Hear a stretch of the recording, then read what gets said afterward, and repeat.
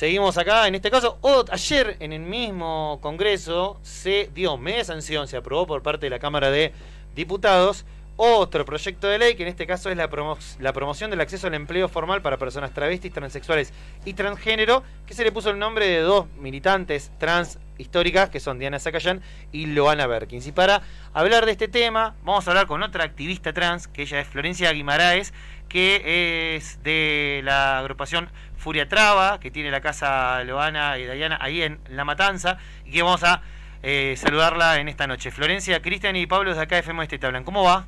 Hola, buenas noches. Muy bien, por suerte.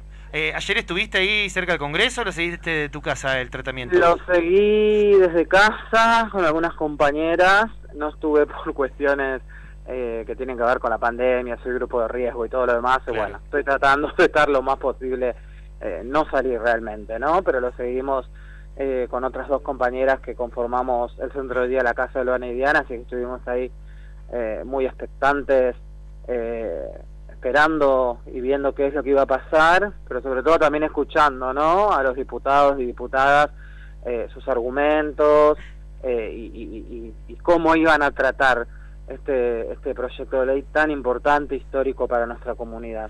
Bueno, hablando del voto y de los discursos, 207 votos positivos, que es mucho más de lo que normalmente tiene cualquier proyecto. ¿Esto lo ves como algo positivo, que haya habido cierto consenso?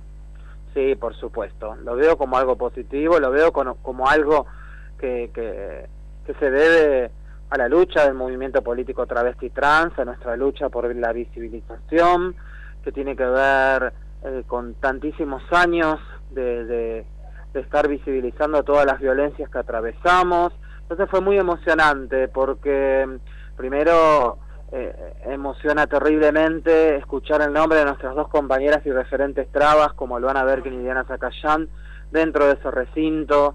Es emocionante ver cómo diputados y diputadas ponían en sus bocas en ese lugar lo que venimos gritando hace tantas décadas las personas travestis y trans, muchas veces en silencio, invisibilizadas, donde se ha hablado de los travesticidios, de la expectativa de muerte, de que el 90% de nosotras es condenadas a la prostitución.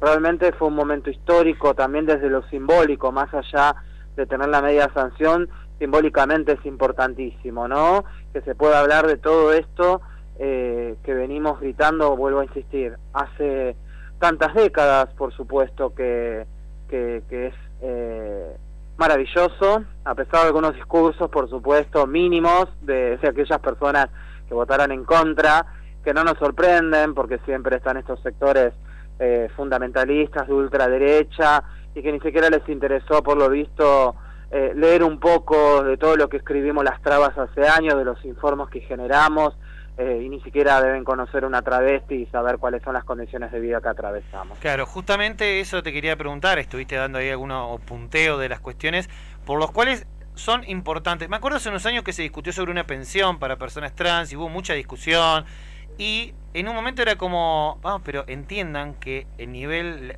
la sobrevida que tienen y la posibilidad de morir es altísima. Entonces, eso quería que nos cuentes un poquito para que la gente entienda por qué es importante la posibilidad de que tengan un acceso laboral, por lo menos desde el Estado y también con promoción para las empresas.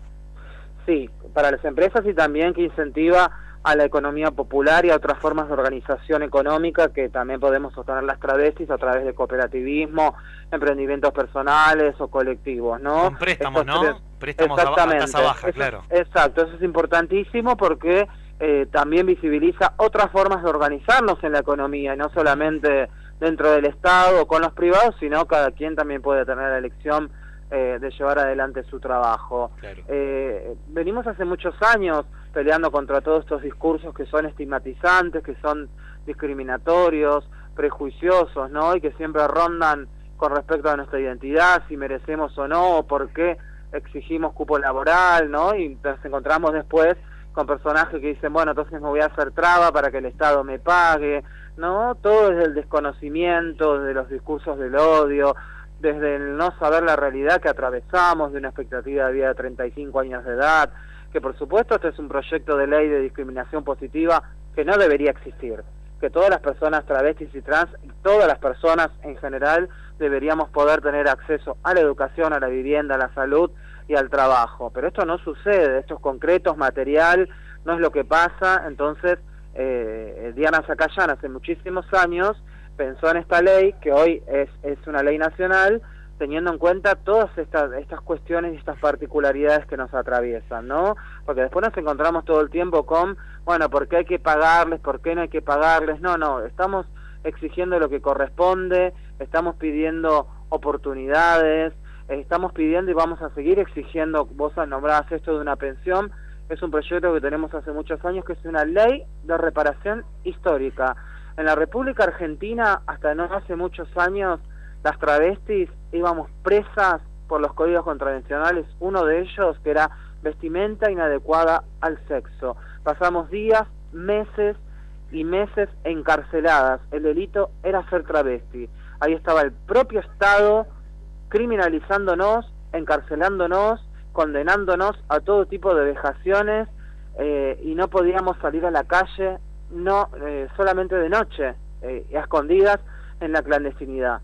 Entonces, son contadas con los dedos de la mano las compañeras que pasamos los 40 años de edad, y para esas compañeras es que se pide un resarcimiento económico y un pedido de perdón, porque no es solamente una pensión, sino un pedido de disculpas y de perdón por parte del Estado hacia nuestra población. Claro. Estamos hablando de violación a los derechos humanos, y que el delito solamente era ser trabas, ser quienes éramos, ¿no? Y por eso éramos encarceladas. Entonces, por eso para mí era tan importante ayer llegar a este momento, que en ese recinto se hablara de todas estas cuestiones y empezar a ser parte no solamente de la agenda política, sino de la agenda emocional de la sociedad. Claro. Necesitamos una sociedad que empiece a comprender, a entender, a abrazar, a contener a las niñeces, juventudes y a todas las personas travestis y trans, porque todavía seguimos siendo expulsadas de nuestros hogares desde niñas, de las instituciones educativas, a pesar de tener una ley de identidad de género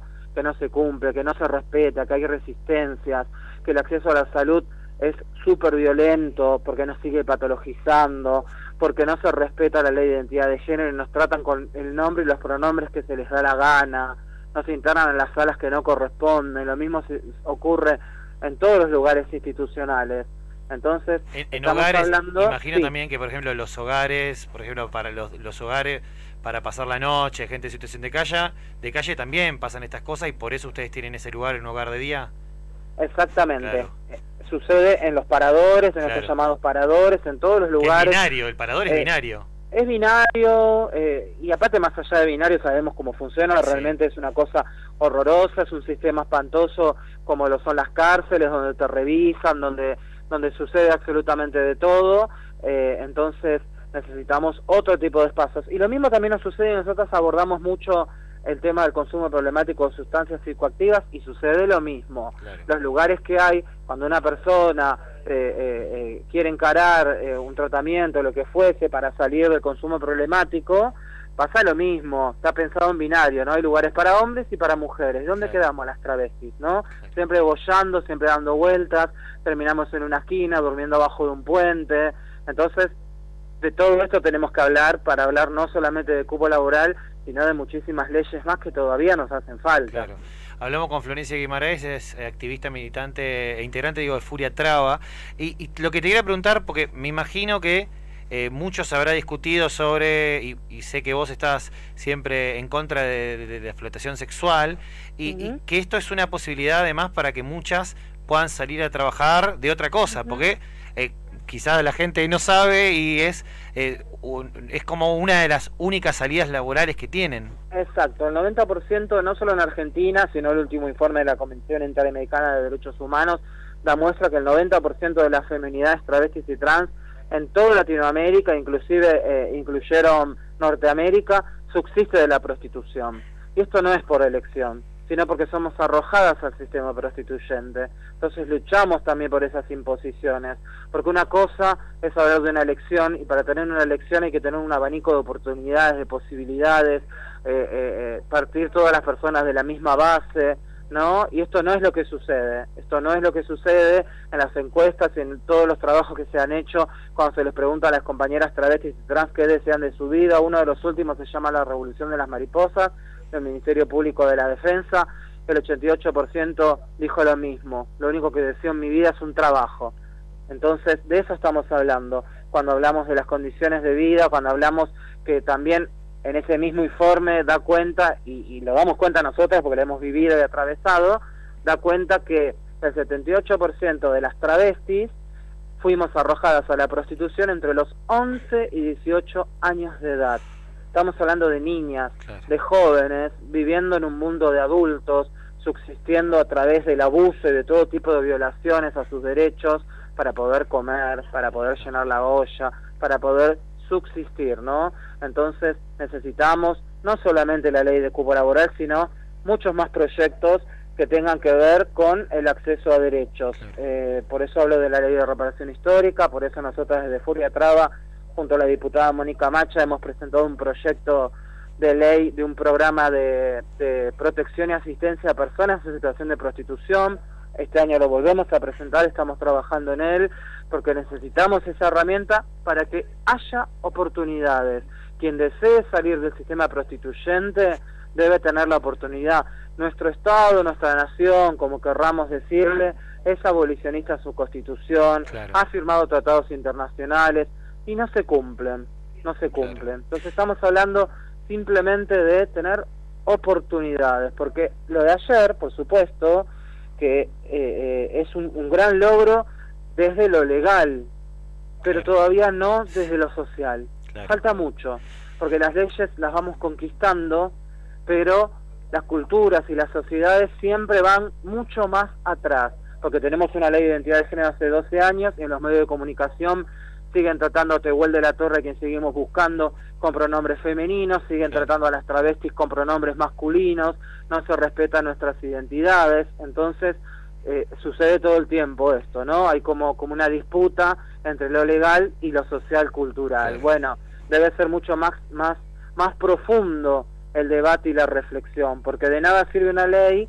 ¿no? Sí, todas podemos acceder a la identidad, que es algo fundamental, maravilloso, pero no accedemos al trabajo. Entonces yo puedo tener mi documento que diga Florencia Guimaraes, pero con el documento lo que hago es ir a pararme todas las noches en una esquina. Entonces necesitamos cambios culturales de raíz, necesitamos una ley de educación sexual integral que realmente sea no binaria, no biologicista, que incluya todas las identidades, corporalidades, todos los deseos que tenemos de diferentes tipos de familias, si es que lo deseamos o no.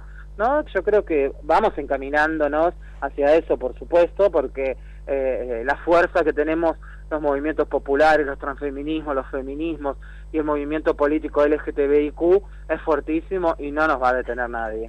Florencia, te agradezco mucho la comunicación. Acá quiero dejarte porque si no, me pidió por favor mi novia, mi compañera Eli, que te dice que te admiro un montón, que te vio una vez en un encuentro provincial. Ahí, así que bueno, que bueno, me dijo eso, que te diga, por favor. Muchas gracias. Le mandamos un abrazote y, sí, y nada, a seguir batallando, a seguir luchando y a seguir, vuelvo a repetir, recordando, siempre trayendo a la memoria a nuestras compañeras Luana Berkin y Diana Zacayán, porque también exigimos eso a los partidos políticos, a las organizaciones. Las Trabas hemos levantado las banderas de un montón de luchas y demandas. Necesitamos que esto sea recíproco, real y que se hagan carne en nuestras luchas. Muchas gracias. Gracias a ustedes. Un abrazo, chau, chau. Abrazo. Chau. Florencia Guimaraes, militante de Furia Traba.